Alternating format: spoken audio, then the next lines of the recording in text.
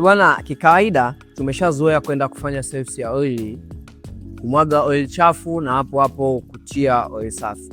Hicho kitu ni kibaya sana ndugu mteja kwenye gari yako, kwa sababu inaweza ikapelekea gari yako kupata tatizo, kwa sababu unapomwaga oil chafu, kumbuka ile oil chafu haishi yote, kuna chembe chembe za uchafu zinabaki.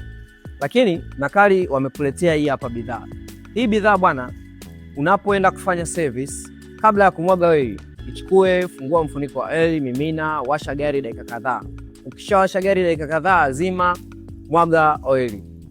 Usaidia kusafisha hizo chembe chembe za oil chafu, kutoa takataka zote na engine inabaki safi.